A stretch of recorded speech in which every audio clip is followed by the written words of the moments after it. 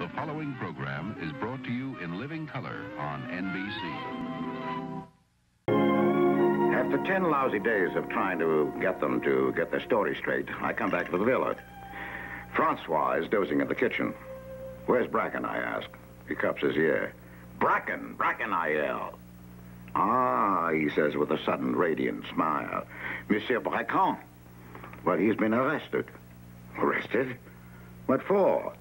"Photographing the General." "Yes, but he is a combat photographer. He's supposed to photograph the General." And Francois shrugs only as a Frenchman can shrug. "But not from the General's bad side, monsieur."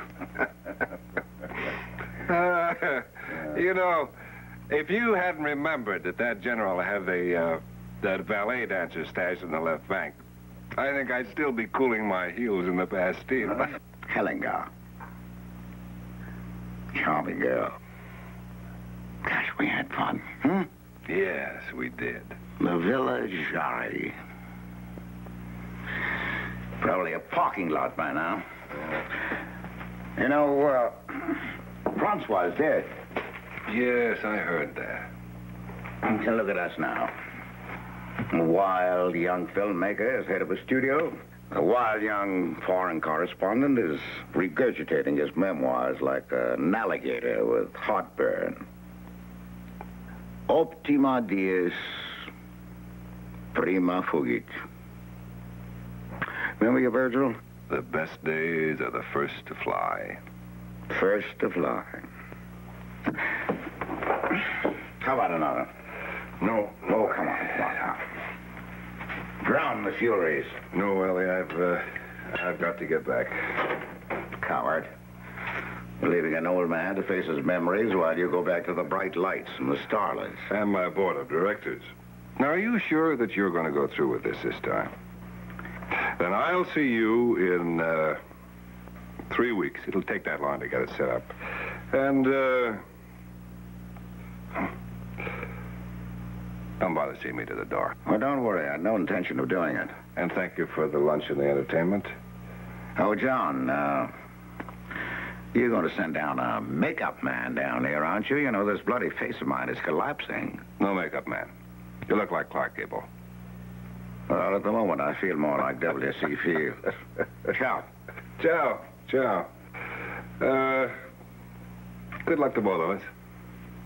You're the one who'll need it.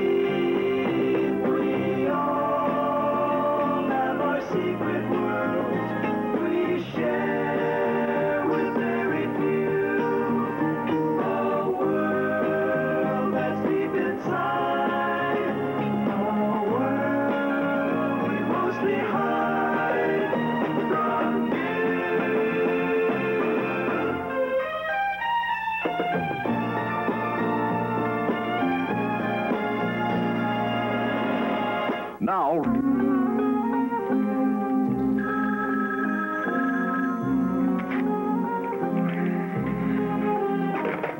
Yeah? Oh, thank you, operator. Hello, is this Mary Draper? Oh, this is Kevin Grant. Kevin Grant, Century Pictures. Yeah. I'm about to shoot a documentary on Elston Draper, the writer. You are his daughter, right? Miss Draper? I said you are his daughter, aren't you? Good. Well, I'm sorry to trouble you, but I'm anxious to dig as deeply as possible into your father's life. I thought that you might be able to give me quite a bit of help about his moods, his personality, his family life. The side of him that the public doesn't really know. Well, his books reflect his uncompromising honesty, his involvement. Hello?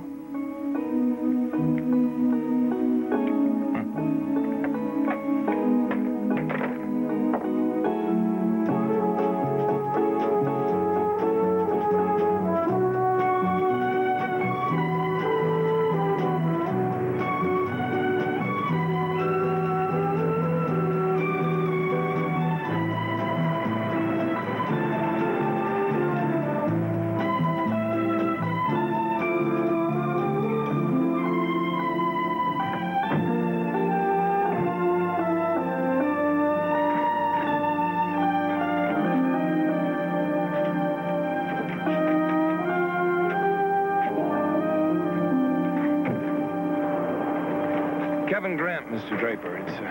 It's a real honor, sir. Applesauce. Who's she? She's pretty. Laura Dean, Mr. Bracken's aide. How do you do, Mr. Draper? John always could pick him. And this is Bill Lawrence, our sound man on your right, and Nate Morrow, our cameraman. Mr. Draper? I hope you brought one of those diffusion pills. I know. We want every line and wrinkle just the way it is. The new Hollywood, huh? Well, I can stand it if you can. Come on, I'll show you your room. You know, this crazy boss of yours came up here, got me loaded, and got me to okay this thing. This was the original house. Just this one room. Huh? Hermit used to live up here. He had a one-man religious cult. Believed that he personally brought up the sun every morning. He must have been a very happy man. He was, because unlike most of us, he was sure that the world needed him. He's a little bit worried, though, about who was going to handle the job when he died. This is an extraordinary set. I've never seen one like it. How'd you get it? Thomas Mann gave that to me. We used to sit here and play for days on end. He had a terrific defense. I miss him. And that's the thing about getting old. Everybody starts dropping off like flies. Steinbeck, Eliot, Hemingway. I'd be like a bloody dinosaur. This was my wife's room. When she died, I did therapy fast. I got into astronomy. Sat here every night for months. I suppose the character of Dr. Emmett in The Wine of the Gods came from that. You know, there's nothing that restores your perspective quicker than getting a gut feeling how unimportant our little planet is in the scheme of things. You have a daughter, don't you? That's Mary. Champion skier. Lives in Aspen. Follow me.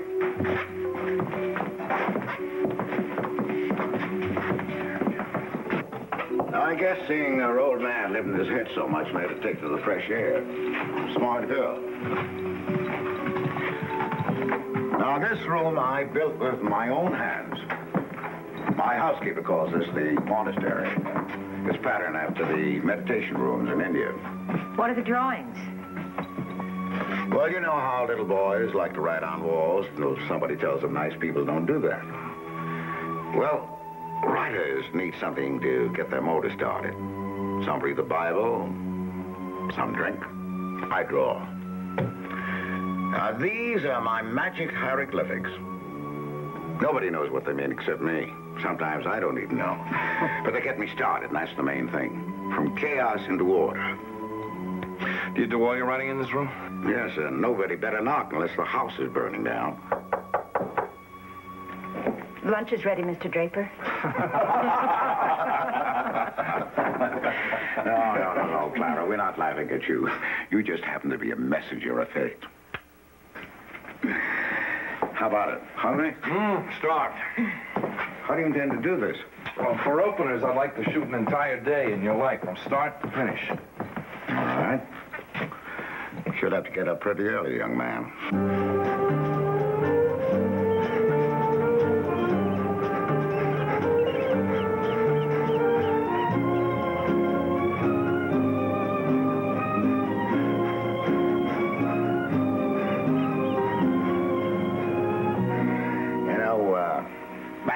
country. They told my grandfather that the streets of New York were paved with gold. So he saved up for 15 years and he immigrated. Well, when he got here, he found out three things. Number one, the streets of New York weren't paved with gold. Number two, they weren't paved at all. And number three, he was expected to do the paving. Well, I got to be moving, Ellie. See you tomorrow. When are you going to come and wet a line with us, Ellie? Well, as soon as I get done being a movie star. Oh, look, boys, don't forget to smile at the camera. Sweeten it a little bit, huh? Atta boy. Cut, and that's a print. Stroke, counterstroke. The basic rhythm that underlies all philosophy, all trades, all acts of life. Oh, and here I thought it was just a game. No, it's a game, but not just a game. How did John happen to send you up, Laura? I'm in charge of soothing the savage beast. Well, you have all the qualifications. Thank you. All right, we're all ready. What I would like to do, I'd like to fire a couple of questions at you while you're both playing. Oh, the devil with that. Now, if I'm going to look silly, so are you. Come on out and fight in the open. You play the game, don't you? All right. Be my guest. Look out for his backhand. Now, what is it you want to know? Why do you think you're popular with today's kids? They've jumped most of the writers of your generation. Because the things they're saying today, I said 20 years ago. Such as? Well, that we're wasting all our energy to create what's unwise, wasteful, and unhealthy. I have faith these kids will do better. Some of them think that it's going to take a revolution to do it. Do you agree? Did you ever hear of the swordsman? Could cut your head off from your body so clean that you wouldn't know it until you tried to walk and it fell off. Meaning? The revolution has happened. We just don't see it yet.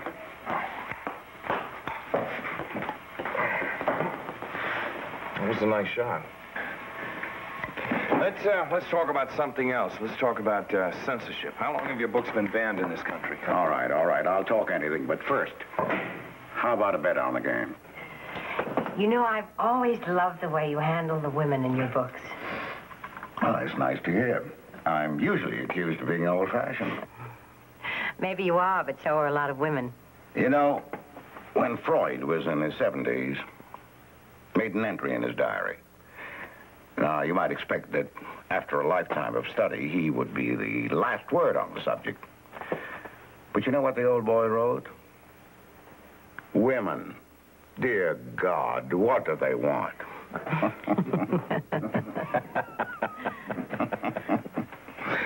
Well, I'll say goodnight. I've got to get back to work. The monastery. I'd like to get a shot of you in there. Some things are sacred, Grant. Besides, there's no drama in seeing a man scribble on a piece of paper.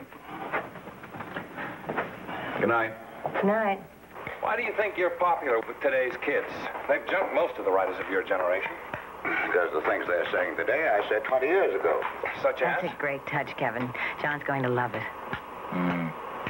Well, that we're wasting all our energy to create what's unwise, wasteful, and unhealthy. I have faith these kids will do better. Some of them think it's going to take a revolution Kevin, to do what's the it. Do you agree? Ike, what's the matter?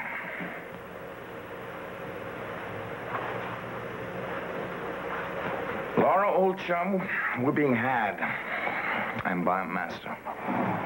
I don't get it. It's a hype. It's a con job, the whole thing. The adoring bartenders, the adoring housekeeper, the adoring disciples. We're being served a batch of goo by a man who knows exactly what he wants the public to think he is. He's been completely open about everything. Subtlest ruse of all. Aren't you being a bit unfair? Oh, what do we know about him right now that we didn't know before we started? Huh? Zero. He has controlled every frame of film that we have shot so far, and they all add up to one thing. The image of Draper, not the man. But we're going to go a little deeper than that, Laura. I'm going to get something unrehearsed, and I don't care how. What we need is a different point of view. He has a daughter. Called her just before we started to film. She hung up on me. She angry at you or Draper? Maybe both of us.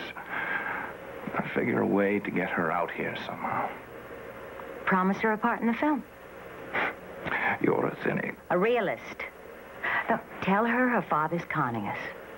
If it's her father she's angry at and she wants to get the truth on film, she might help you dig it out.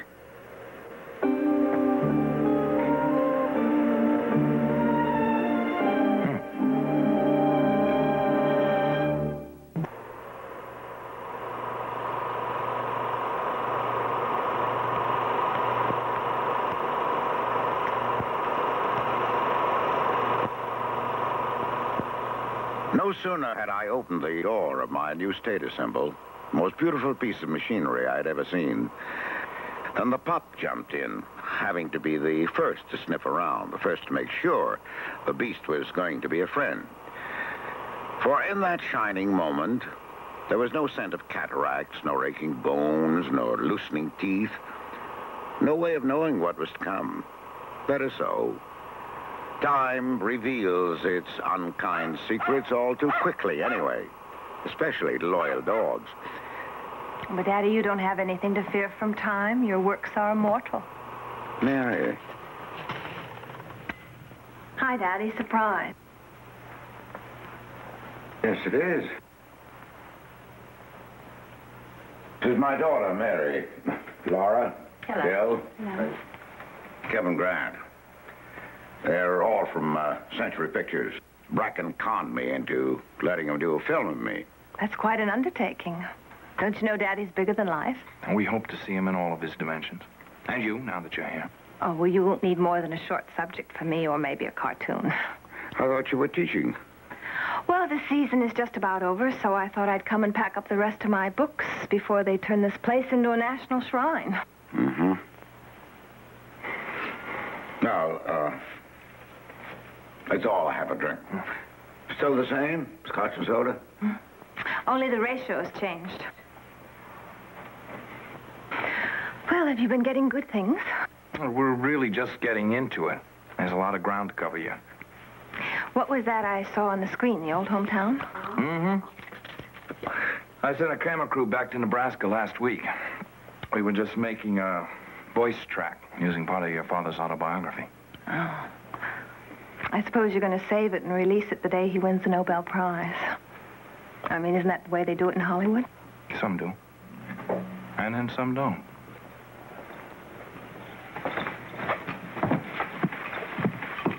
Here you are, Mary. You look wonderful. Well, it's all that fresh air and exercise. You look thinner. A couple of pounds. Looks good. Well, here's to the magic of movies.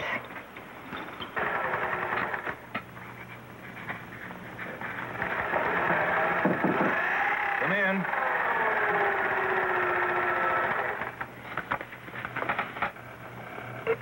Hello.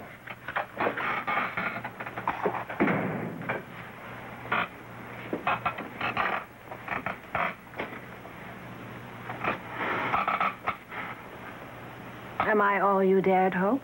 Mm-hmm. Even more. Why did you keep after me to come? I mean, surely not to film a family reunion. No, I came to get a picture of a man. I haven't found him yet. You won't? I haven't given up. Well, I've been looking longer than you, and I have given up. I think perhaps we mean different things. Have you had the grand tour of the house? Mm-hmm.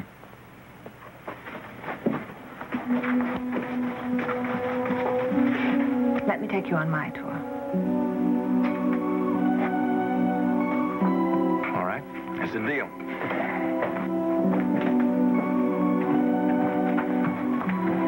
I thought we couldn't go in there.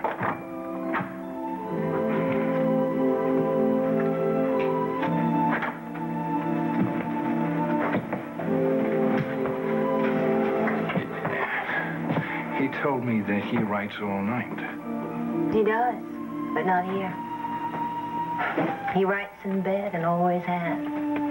But he thinks it's undignified and smacks of laziness, so he created this room for tourists and other gullible types, giving them what they expected. A spiritual cubicle. So it's just a set. Exactly.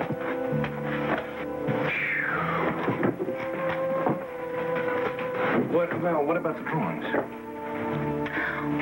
Done by the housekeeper's son, age 10. You know, calling it a monastery is the funniest part of all. Every lady poet, lady journalist, and lady editor has been entertained here. It got a little congested when Mother and I were living upstairs.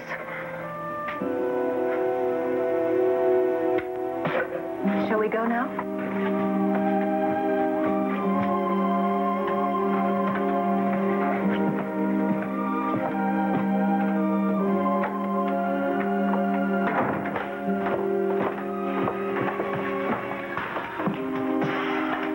Ladies and gentlemen, is the famous library.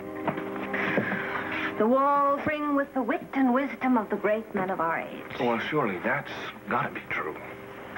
Right. I was brought up by them. John Steinbeck gave marvelous piggyback rides. You know, when I think of this room, I think of the summer of my junior year in high school. I had just discovered books, really, really discovered them for the first time. You remember what it was like? The magic part of it? Dickens, Dostoevsky, Tolstoy. It was like a fever. I mean, I was burning with questions. I even wrote a few pitiful little poems of my own. I had never known my father well. And suddenly I wanted to. I had so much to share, so many questions I wanted to ask him. But he never had the time. But I understood because he had great work to do, and I was not going to be selfish enough to want it for myself. It wasn't until the end of the summer that I found out that there had been time for Sally. Who's Sally? Sally was pretty. She was shallow. And she was my little classmate. Lucky Sally. He made that for her.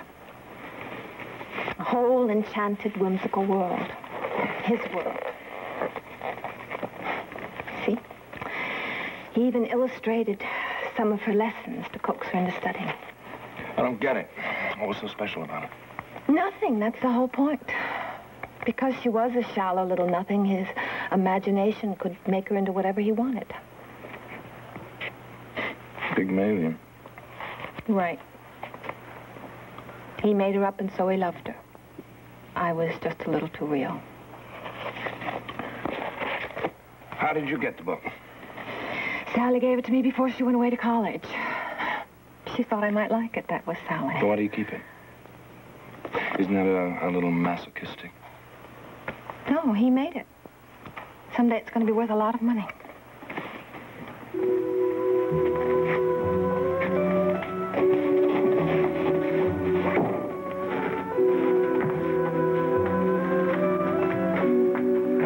You'd like to me now, but you don't. You know, it's hard being invisible to your own father. It creates quite a need for approval, and that scares men away.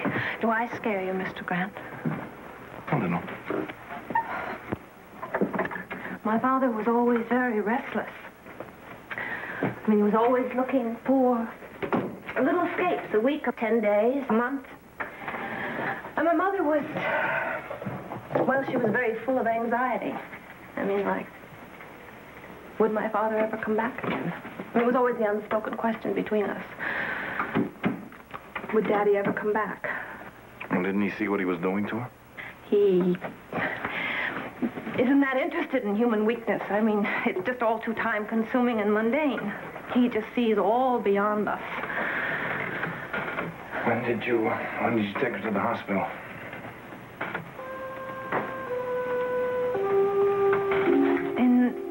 1956. She died there.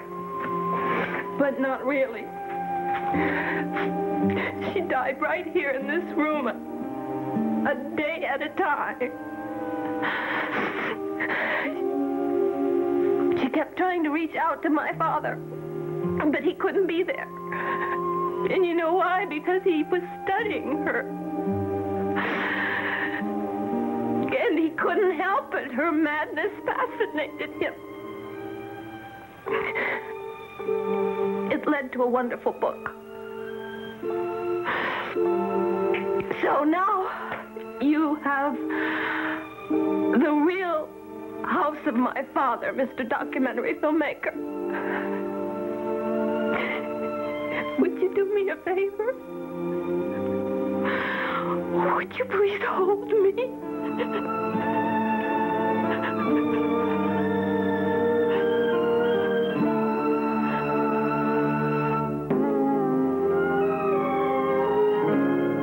Hi, John. Laura, how's everything coming? The rushes are marvelous. We should be seeing an assembly of some footage tomorrow night. Good. How's Draper? Is he giving any trouble? No, he's very cooperative. His daughter's here, too. Mary? Let me talk with Kevin. He's shooting right now. All right. I've just left town. I'll see you in 2 hours. All right. Bye-bye. How about the Browns? They're familiar, and yet not so familiar. Well, they still look beautiful to me. There's an old Chinese proverb that says, if you want to be happy for a week, take a wife. If you want to be happy for a month, roast a pig. But if you want to be happy all your life, plant a garden. You know, man's first and only state of innocence was in a garden. I suppose those of us puttering around in our own backyards today are trying to regain that lost paradise. To own a bit of land, and scratch it with a hoe, and watch life renew itself, that's a great thing.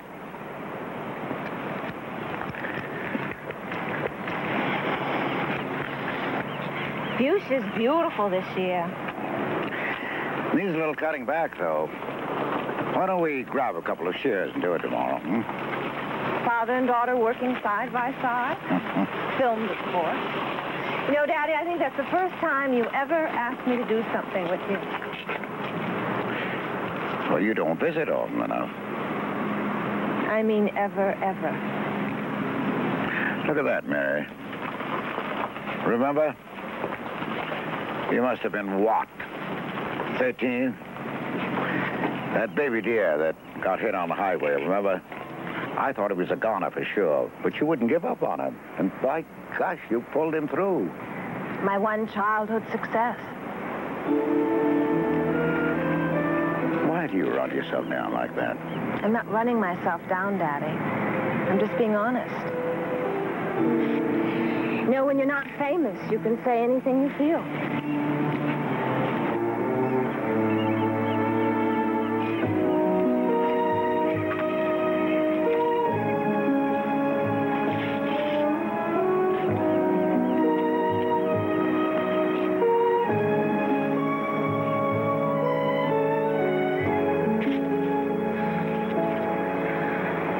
How's the autobiography coming? Never too much to do it. You know, there's a fellow up at Harvard. They call him the Draper Man. Every time I pull a weed or sneeze, he records it on a 3x5 card. As soon as I drop dead, he'll shuffle those cards, blow off the dust, and write a book about me. Well, I aim to tell the real story first. Well, maybe I'll write my account one day. Elston Draper, An Appreciation by Mary Draper. Except that I can't write. Oh, there's something that should be in the film.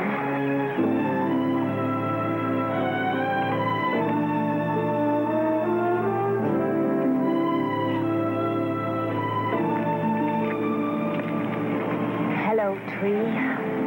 are things. I call this the Mary tree. I planted it the day Mary was born. It's Monterey pine. It's funny, I always thought it was a weeping willow.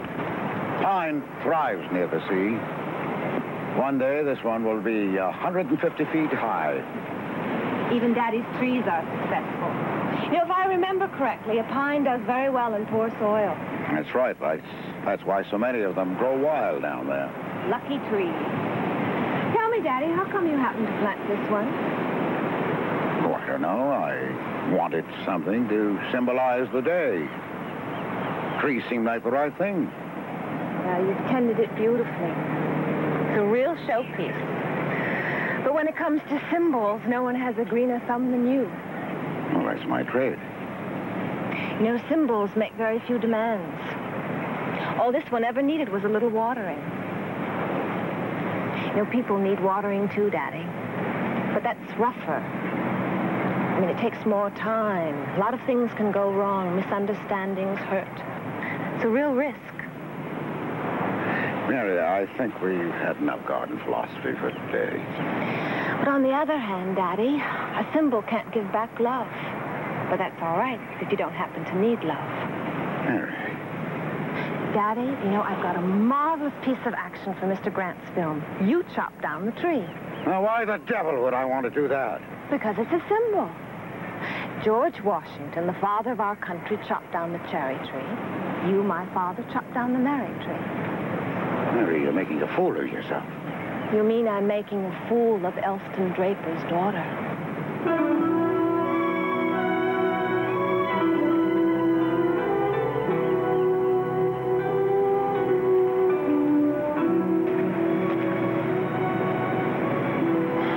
I'm sorry. It just came out. Cut it, that's print.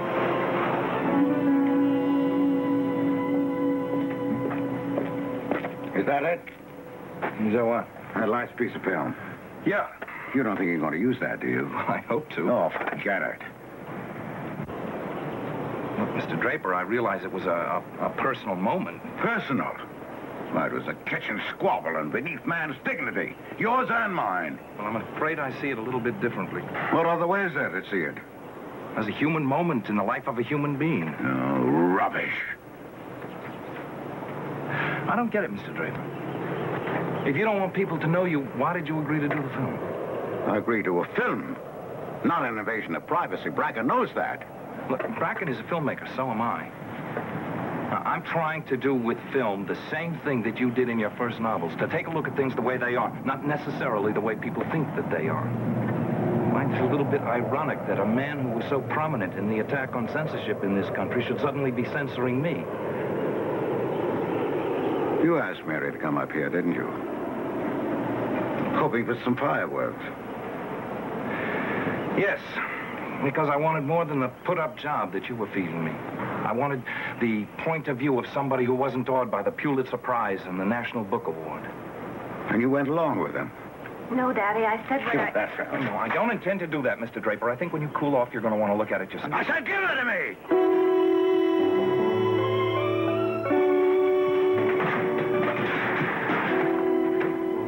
Pack up and get out. Get out.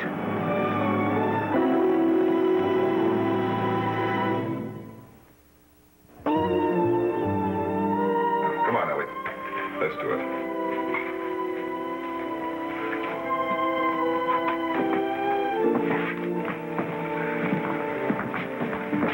Call up, please. C-22. Mr. Draper?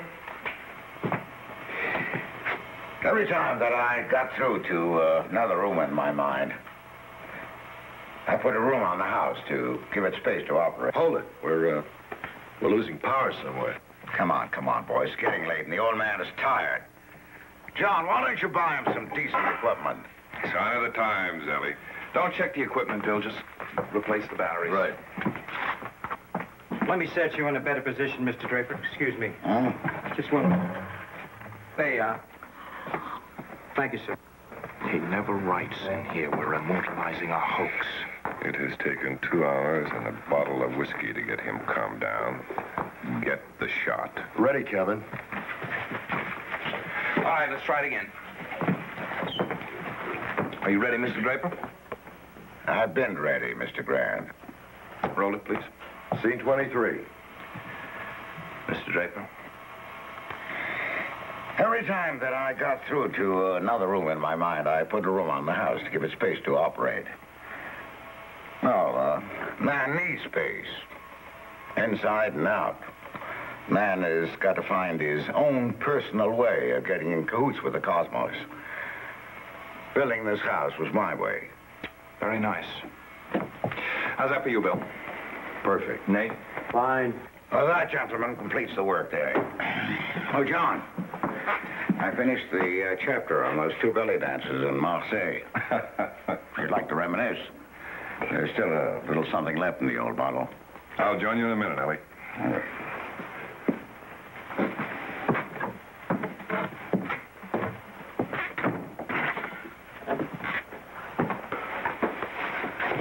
Boys, do that later, will you? Laura.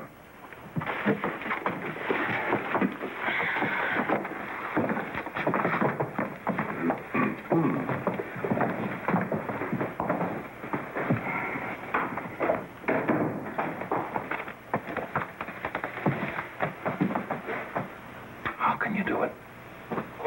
How can you film alive? We're not shooting a documentary. We're shooting a fiction film about a fictitious man. What I would like to know is how you can blow in a few days a project that I have taken 10 years to set up. This man has not permitted anyone to make any film on him. Millions are curious about him. I picked the one director I think can handle it diplomatically, and pow! And I thought we had agreed to pull out all the stops. Oh, we weren't going to shoot a fan mag film. No well-known voice intoning platitudes. No breeze blowing through flowers the author once loved. Oh, no. No, we were going to go for the real thing. A document of a man alive. John, shoving a camera into somebody's face does not make cinema verite. Cinema verite. And you know it. It's the point of view. What about that newsreel footage that you bootlegged during the Battle of the Bulge? You risked a lot to get that footage, including your life. Why? You could have settled for government handouts. Please, please. An appeal to my youthful ideals is ill-timed. It was quite different at that time. There we were doing a portrait of chaos. Here you have brought chaos. Oh, no. No, I found it right here. Under the rugs, under the press releases, under the smile on the book jackets. Look, John, I have found the theme for our picture.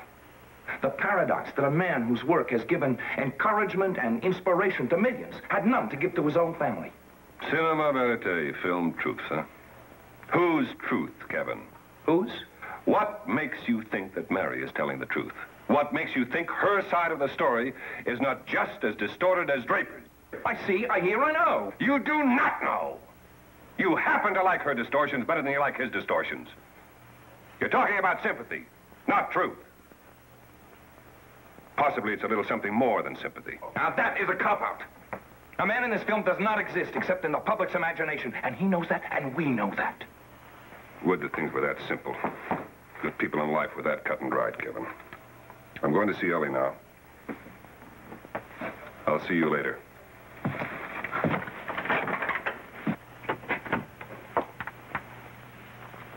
Hi and goodbye. Are you leaving? Did you get a nice ending to your film? The genius in his alchemist's workshop? Don't rub it in. Well, at least you tried. Come on, I'll walk you out. Can't say I didn't warn you.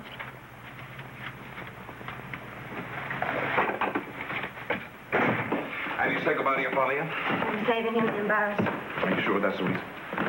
What do you mean? Oh, only that I've noticed something, a certain pleasure that you take in your wounds. Thanks a lot.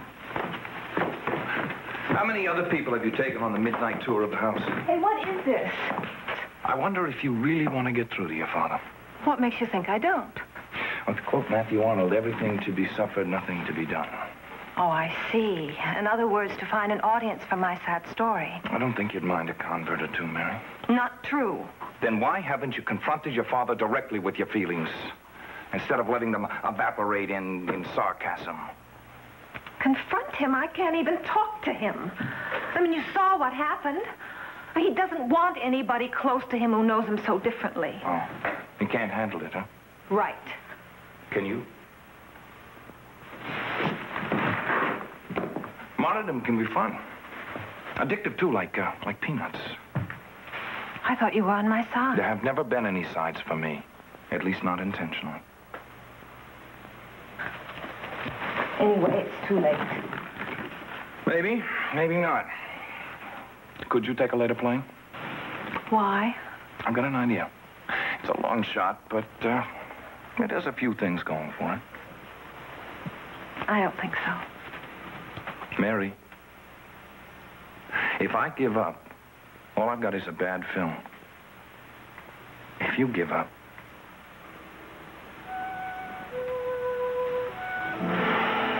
Okay. good girl.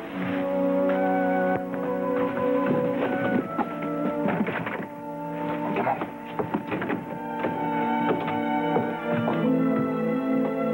Well, come on. Let's see if Paul Newman has anything to worry about.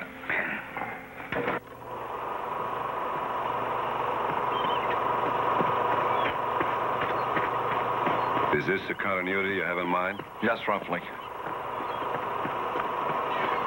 Laura, could you come outside for a minute?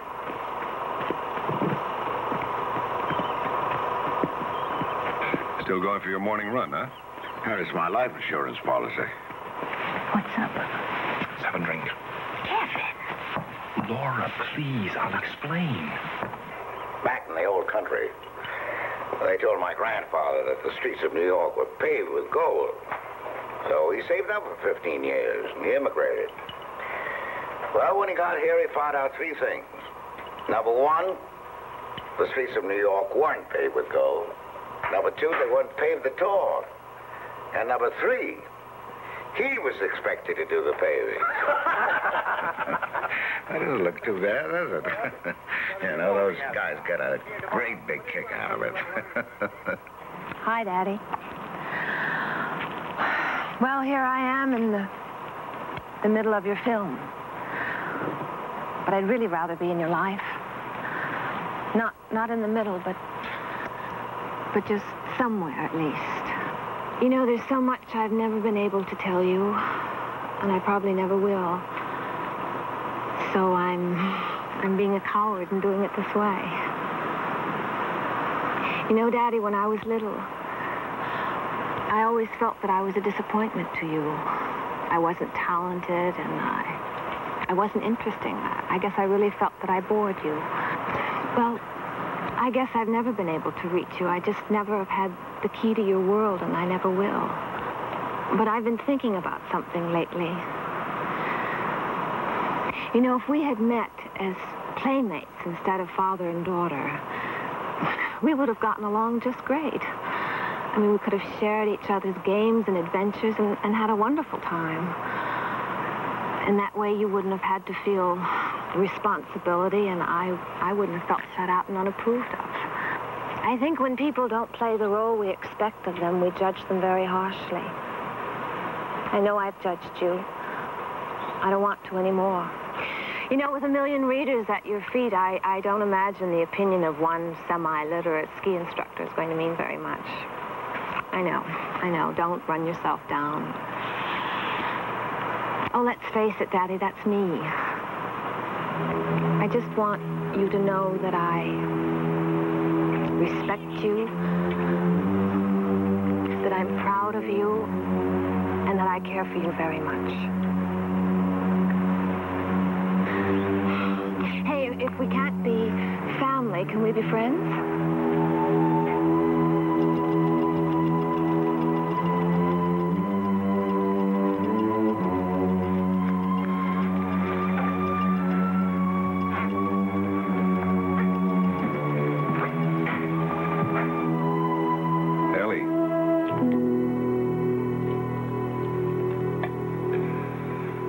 Thank you, Clark.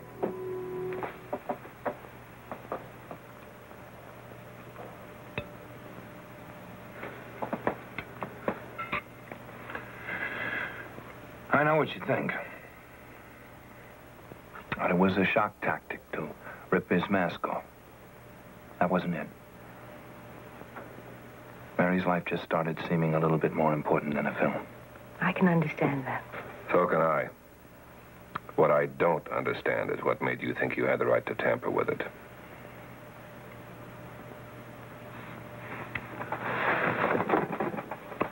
As soon as I make sure that he knows that you had nothing to do with it,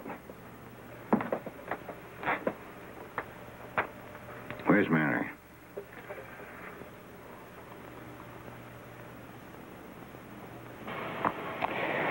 I think I found an end for my memoir. It ends with a parable. Gambler goes to heaven and is questioned by the Lord. How did you spend your time on earth, my son? In search of the perfect hand. And did you find it? No, Lord. I was always shy one card. And what did you lose? The love of family and friends. And what did you win? The admiration of strangers. Well then, my son, I'm sorry. I'm afraid you've come to the wrong place. Oh, no, Lord. I didn't come to get in. Just to ask for a loan. I've got a little stud game with the devil at 3 o'clock.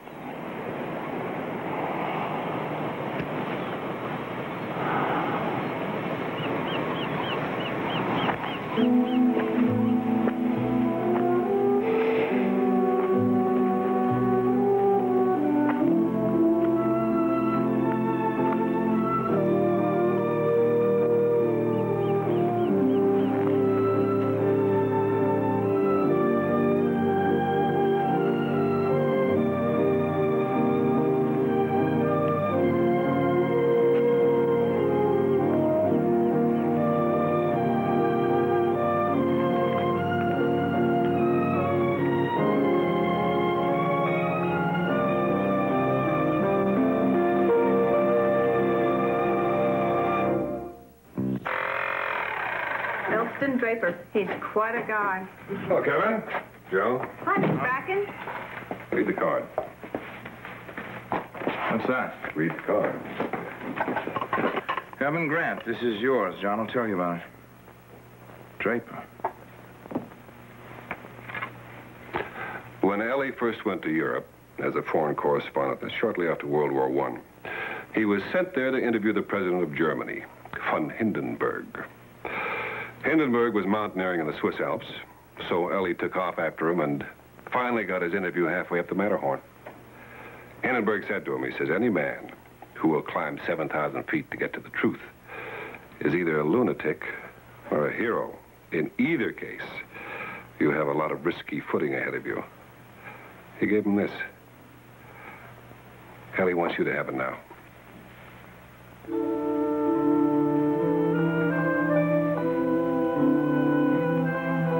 What's the last reel look like? Great. We just got the piece of film with the end titles on it. Take a look.